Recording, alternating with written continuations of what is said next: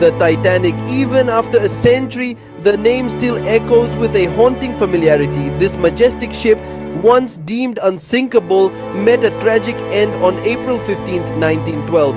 The Titanic sinking wasn't just a maritime disaster, it was a stark reminder of our own mortality. More than 1,500 perished in the icy waters of the North Atlantic.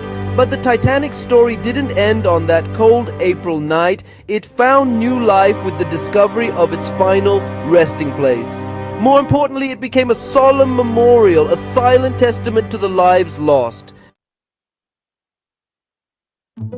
For over 70 years, the Titanic's final resting place remained a mystery. The ship, swallowed by the vastness of the Atlantic, was thought to be lost forever. It was a team led by Dr. Robert Ballard, using advanced sonar technology, that finally pinpointed the wreck in 1985. The discovery was a landmark event, capturing the world's imagination and rekindling the fascination with the Titanic.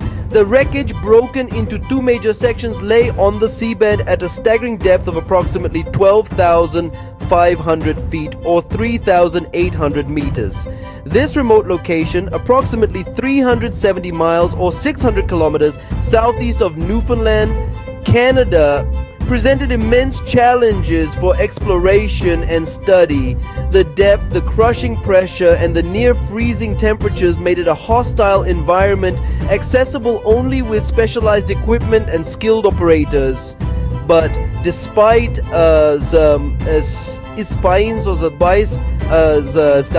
challenges, the discovery opened a window into the past. It provided invaluable insights into the ship's final moments and the events that led to its demise. Images of the Titanic's remains, captured by remotely operated vehicles, revealed a haunting tableau. Time, as we know, waits for no man nor ship. The Titanic, once a symbol of human ingenuity, now rests as a testament to the relentless forces of nature.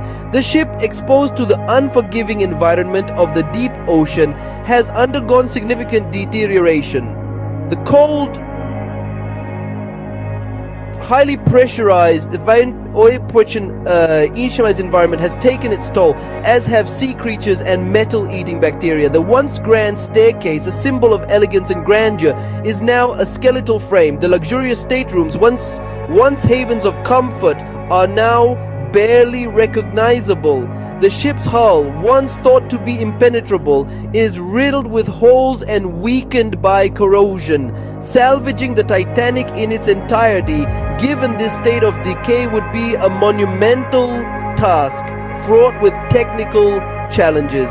Imagine trying to lift a giant, rusted and brittle antique from the bottom of a swimming pool. But in this case, the pool is 2.5 miles deep, and the antique is the size of a city block. That's the scale of the engineering challenge we face. The sheer size and weight of the ship, coupled with its fragmented state, make it a logistical nightmare. The Titanic is in a very delicate state, says Dr. Robert Duane, a leading expert in deep-sea salvage. Any attempt to raise it in its entirety would be akin to performing open-heart surgery on a butterfly. Incredibly risky and with a high probability of failure. Even if we could overcome the environmental challenges, extracting the Titanic from its watery grave would be a monumental engineering feat. Some have proposed using massive inflatable pontoons to lift the wreckage, or carefully dismantling it section by section. Others have suggested encasing the entire site in a giant sarcophagus and bringing it up as one piece. But these ideas, while ambitious, border on the fantastical. Leading marine engineers and salvage experts have expressed serious doubts about the feasibility of such operations. They argue that the risks of further damaging the wreck are simply too great. The attempt itself could shatter what remains of the ship, scattering its pieces across the ocean floor. Dr. Ballard himself, the man who rediscovered the Titanic, has been a vocal opponent of any salvage attempts. He believes the wreck should be left untouched, a memorial to those who perished. Beyond the technical hurdles lies a more profound question. Should we disturb the Titanic's final resting place? The wreck is not just a collection of rusted metal and decaying wood. It is a gravesite, a solemn reminder of a tragedy that claimed over 1,500 lives. Many believe that the site deserves the same respect and reverence accorded to any other cemetery. Families of the victims have expressed mixed emotions about the possibility of raising the Titanic. Some see it as an opportunity to finally lay their loved ones to rest on land, while others believe the wreck should remain undisturbed as a mark of respect. There's also the issue of ownership and the potential for commercial exploitation. Who has the right to claim salvaged artifacts? Should pieces of the ship be sold to the highest bidder, turning tragedy into profit? These are ethical dilemmas with no easy answers. The Titanic's story is a poignant reminder of our shared humanity. It transcends borders and generations, prompting us to confront difficult questions about our past, present, and future. Preserving the past, modern technologies, and digital archiving. While the debate over raising the Titanic continues, advancements in technology offer alternative ways to explore and preserve this historical treasure. High-resolution sonar, remotely operated vehicles, and photogrammetry are being employed to create detailed three-dimensional models of the wreck. These digital replicas allow researchers and the public alike to virtually explore the Titanic in unprecedented detail, without disturbing the physical site. These technologies not only offer a non-invasive way to study the ship's structure and decay, but also provide valuable data for conservation efforts. By understanding how the environment is impacting the wreck, scientists can develop strategies to slow down the deterioration process and preserve the site for future generations.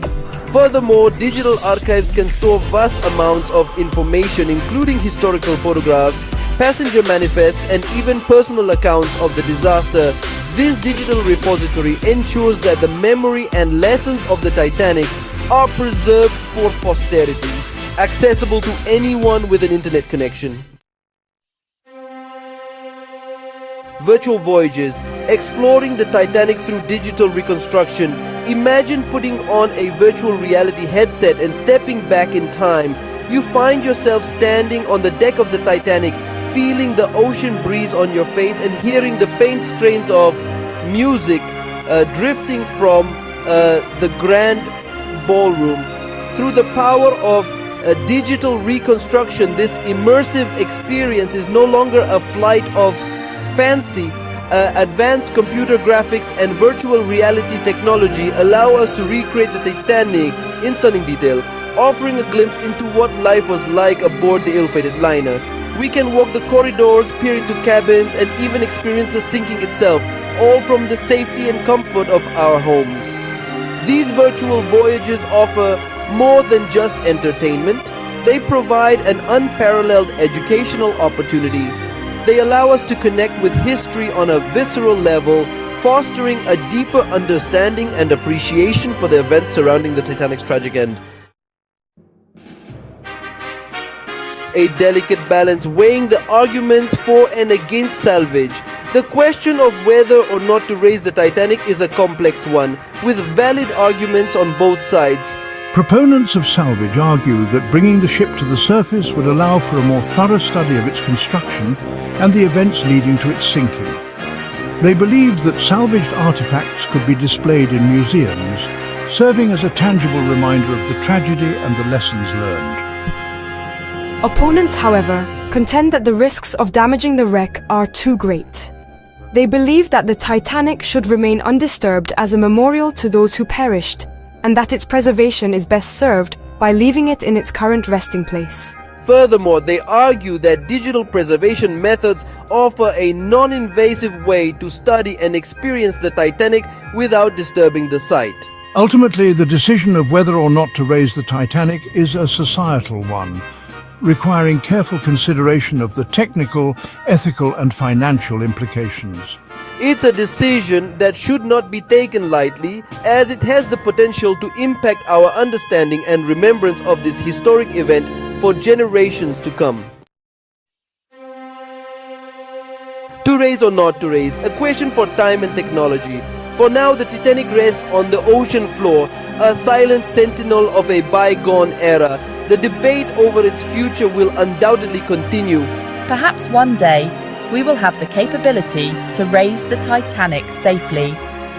Or perhaps we will choose to honor its memory by leaving it undisturbed, allowing the sea to cradle its secrets for centuries to come.